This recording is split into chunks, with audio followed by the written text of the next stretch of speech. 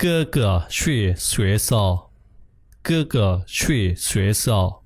Pi qua hong hiến, bị sai qua hong hiến, suy có qua khả năng suy sao có hong hiến.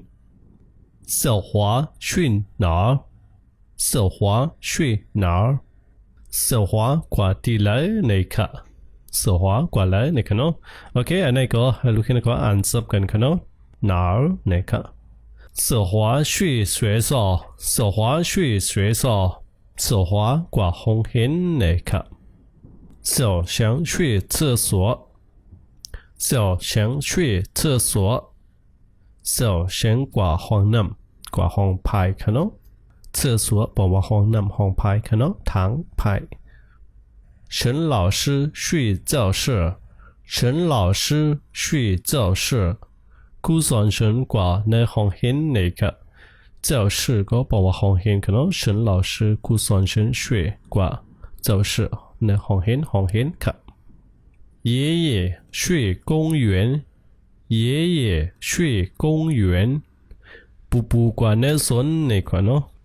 ใช่สวนพักสวนยืนในวางคืนนั้นค่ะเนาะโอเค公园นี่ก็สวนสาธารณะสวนปุ่นปางกวนน้ำนั้นค่ะเนาะโอเคกำลังเขาสืบขึ้นมาเรียบเห็นในประเภทมันค่ะโอเคซึ่งในก็สวยจุดซึ่งในก็เนาะเห็นหูต้นแถวความในก็เห็นหูต้นแถวความ小华去哪儿小华过来小华去学校小华搞红黑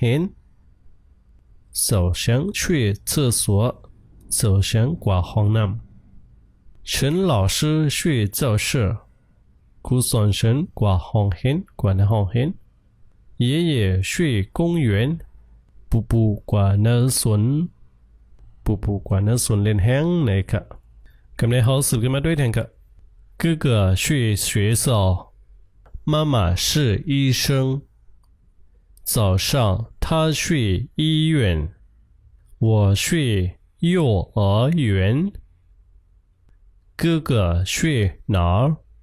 他是学生他去学校哥哥去学校妈妈是医生早上他去医院我去幼儿园哥哥去哪儿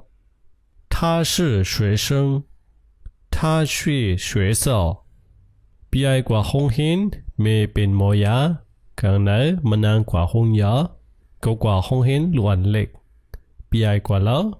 มันซ้ายเป็นลูกเห็นมันซ้ายกว่าห้องเห็นในค่ะโอเคซึ่งในก็มาม่า是医生ก็ไม่เป็นโมยาในค่ะเนาะ医生โมยา早上刚才他去มันนานกว่า医院ห้องยาในค่ะ医院ก็บอกว่าห้องยาค่ะเนาะ我去幼儿园幼儿园ก็เป็นห้องเห็นล้วนเล็กค่ะเนาะห้องเห็นหมู่โจค่ะ哥哥去哪儿พี่ไอกว่าแล้ว他是学生มันซ้ายเป็นล้วนเห็นมันซ้ายเป็นลูกเห็น学生ลูกเห็น他去学校มันซ้ายกว่าห้องเห็นในค่ะโอเคกำลังเขาสืบขึ้นมาอ่านในประเภทมันในค่ะดู课文ในค่ะเนาะดู课文ก็อ่านตอนคันรู้มันค่ะตอนคันพึกรู้มัน哥哥去学校พี่ไอกว่าห้องเห็น妈妈是医生แม่เป็นหมอยา早上他去医院刚才早มันนานกว่าห้องยา我去幼儿园เก่ากว่าห้องเห็นล้วนเล็กห้องเห็นหมู่โจค่ะเนาะ哥哥去哪儿พี่ไอกว่าแล้ว他是学生มันซ้ายเป็นลูกเห็น他去学校มันซ้ายกว่าห้องเห็นในค่ะโอเคสาวสุดในก็ให้ลูกเห็นเขาฝึกอ่านให้หูปาตีปองและหูปาตัวเลขมันหมดค่ะเนาะกำลังเขาสื่อขึ้นมาด้วยทางด้านหน้าค่ะโอเคดังนั้นก็เป็นคำศัพท์เชิง詞มันค่ะเนาะคำศัพท์เชิง詞มันถอยความมันในตอนในมีสังกัดไว้ในก็ไม่มาเลยเพียงซ้อมกันค่ะช่วยกว่า学校ห้องเห็น哪儿ดีแล้ว爷爷不厕所ห้องน้ำห้องพาย教室ห้องเห็น公园公园สวนสวนเล่นแห้งสวนสาธารณะค่ะเนาะ早上早上讲呢医院医院红牙幼儿园幼儿园โรงเรียนลูกอันเล็กมูโจค่ะเนาะโรงเรียนมูโจค่ะโอเคนี่ก็เป็นคำศัพท์ชนชื่อมันในตอนในค่ะเนาะโอเคส่วนนี่ก็มันตัวที่สิ่งพี่มันที่มีสิ่งชนเดียวมันก็เป็นสิ่งว้าวค่ะเนาะเป็นสิ่งว้าวค่ะมัน是能早上那个早上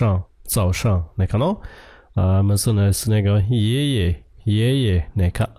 มันตัวยังบอกว่ามันตีมันตัวในอันคู่ก็เต็มในคู่ลืมถอนออกเป็ดสิ่งชนเดียวมันแทงตัวตั้งหลังมันนั่นค่ะเนาะนี่ก็ส่วนนี่ก็ให้ลูกเห็นเขาพึกษาบันทีปองความได้เอาตั้งหลังมันกันเนาะเพราะว่าลูกเห็นเขาพึกษาอะไรหมดแล้วนี่ก็ปองว่าลูกสก็ปองเสหมดเยอะกันเนาะที่ปองความหมายมันในข้อความในตอนคันอันไหนค่ะกับในเขาสืบขึ้นมาด้วยแทงตั้งนาค่ะโอเคส่วนนี่ก็เป็นการเล่นเกมค่ะเนาะ找一找他们要去哪เนี่ยจำหาด้วยว่าเขาดีกว่าที่เลยในค่ะเนาะอันนี้ก็玩遊戲นี่ก็เล่นเกมกันเนาะอันนี้ก็เขาเล่นอยู่กันเนาะเกมมันได้ก็เขาคู่ดีเขาหลอกคู่ดีปอมันกันนั่นไว้กันเนาะใน学校ห้องเรียนในก็教室ห้องเรียนในก็厕所เนี่ย厕所ก็บอกว่าห้องน้ำห้องพายกันเนาะกำในเขาสืบขึ้นมาด้วยค่ะ找一找他们要去哪หาด้วยรู้สึกเขาดีกว่าแล้วเนี่ยค่ะโอเคในก็เป็น字根ค่ะเนาะ小明小华小翔OK 学校ห้องเรียน教室ห้องเรียน厕所ห้องน้ำห้องพายค่ะ